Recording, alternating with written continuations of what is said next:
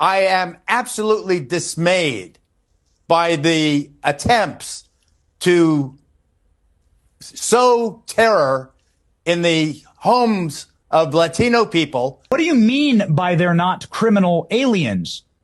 Are you saying that they came here legally or illegally? Which is the answer? The only crime the vast majority of these people have committed is coming here illegally. That's the only crime. That makes They're them not a criminal. Tren de Agua. They're not MS-13. The vast majority of them. They commit fewer crimes than citizens do. So do you understand respectfully, do you understand the definition of the word illegal? This is not good, folks, and I don't know if he understands. And speaking of not good, I've got some other breaking news I want to share with you guys here quickly, because hear me out. It's my daughter's birthday, and I'm just down here grabbing breakfast and something to eat here. Michelle, she went to go grab Starbucks, and I've got my mobile office set up here, so I wanted to bring something to you, but I probably won't be posting many videos today, maybe not even tomorrow, so I'm not sure when I'll be back. However, something has gone very wrong, says Wall Street Apes. Tonight at the White House dinner, on the left, sitting next to Trump, is Bill Gates. On the right, sitting next to Trump, is Mark Zuckerberg. What is going on here, folks? And hear me out. President Trump shared this. Rapid Response 47 quoted it. Looks like we've lost India and Russia to deepest, darkest China. May they have a long and prosperous future together, President Donald J. Trump. And I gotta tell you guys, this does not look good. Possibly far worse than the situation that some of these Democrats are in, who are facing prosecution, indictment, prison time, jail time, being removed from Congress. Breaking: Biden White House emails seem to confirm Joe Biden himself did not review pardons before they were sent to the autopen. This scandal just got much, much bigger. In national headlines, the controversy over former President Joe Biden's use of an autopen isn't going away. A former top aide told lawmakers behind closed doors that she authorized autopen signatures, but didn't know who was actually giving the final green light. Yeah, it's worse than Watergate. That was one break-in. The Biden presidency by autopen went on for years, keeping America in the dark to this day about who was really acting as president. And the story keeps getting worse. Former Jill Biden aide, dubbed her work husband, Anthony Bernal, long thought to be a prime Biden puppet master, just got hit by a subpoena by Congressman James Comer after refusing to appear before the House Oversight Committee for a transcribed interview today. The former First Lady, of course, insists all along, though, that Joe was fully in command. I did not create a cocoon around him. I mean, you saw him in the Oval Office. You saw him making speeches. He wasn't hiding somewhere. I didn't have him, sequestered in some place. Give me a freaking break, Jill. We saw Biden sitting at that little Fisher-Price desk you put in the White House basement to pretend like he was still in power, but we all know the truth. We all know. And I've got another bombshell that I want to drop on you guys, so stick with me here, folks.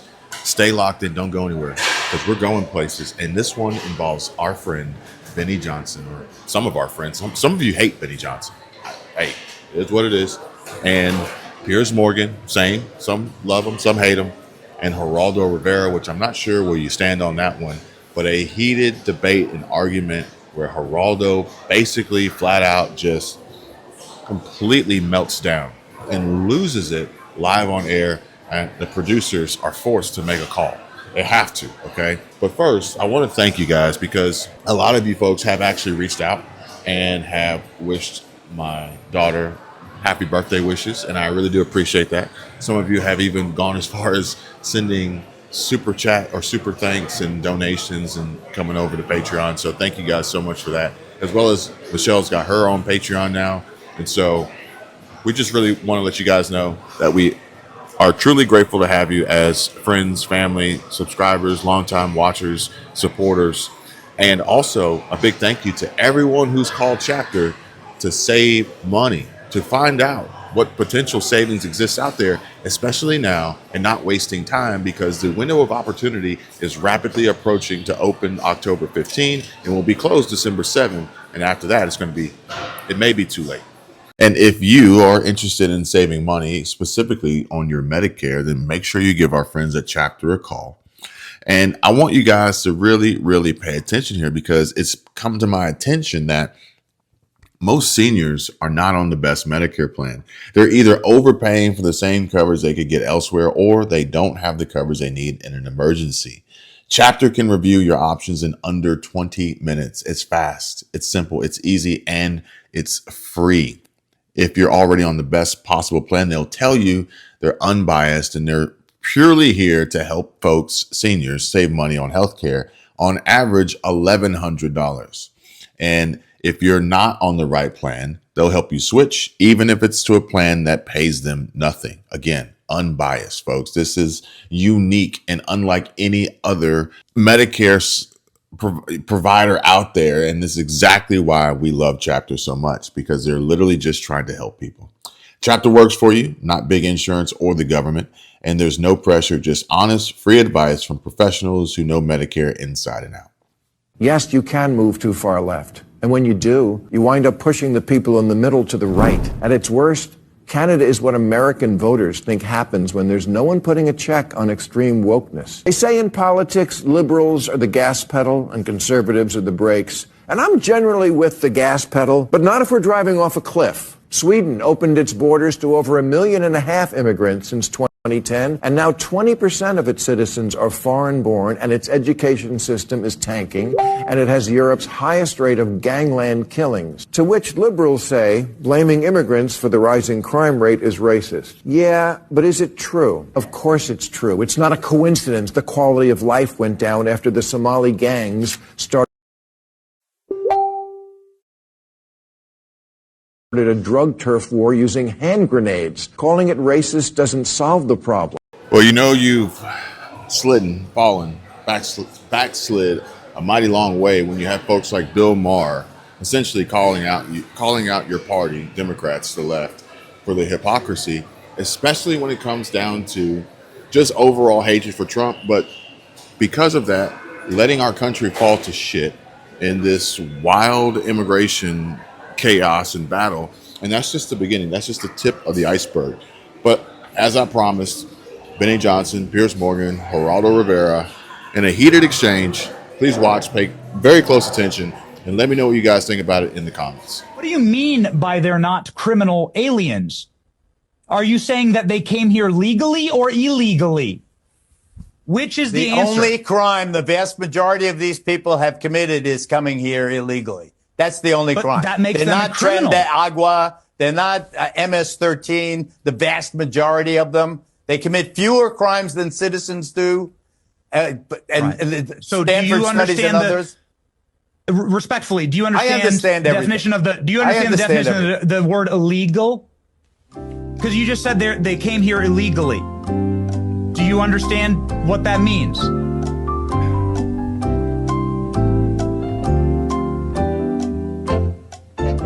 That means they broke our laws.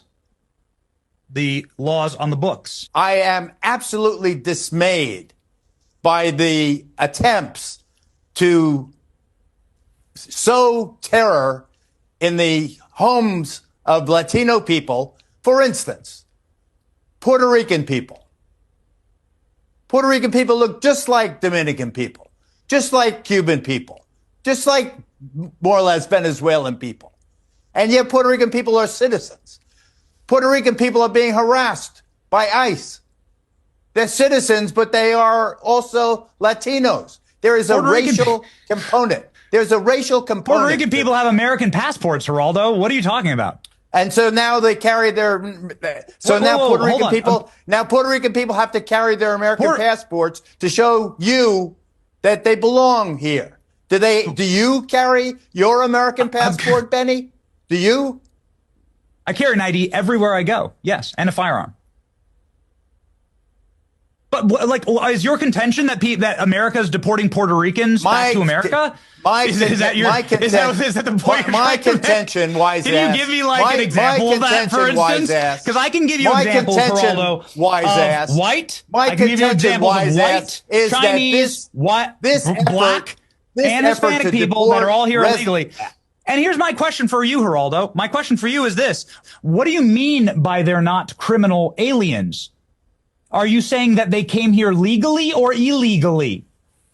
Which is the answer? The only crime the vast majority of these people have committed is coming here illegally. That's the only crime. That makes them not criminal. Tren de Agua. They're not MS-13. The vast majority of them. They commit fewer crimes than citizens do. So do you understand respectfully, do you understand the definition of the word illegal? Because you just said they came here illegally. Do you understand what that means? That means they broke our laws.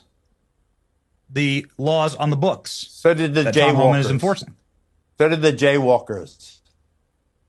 So did but I don't understand. You just admitted their crimes, the vast majority of their crimes are they're here illegally. But by saying that, you're saying in my day they weren't. First of all, to categorize what they are doing as a crime insults real criminals.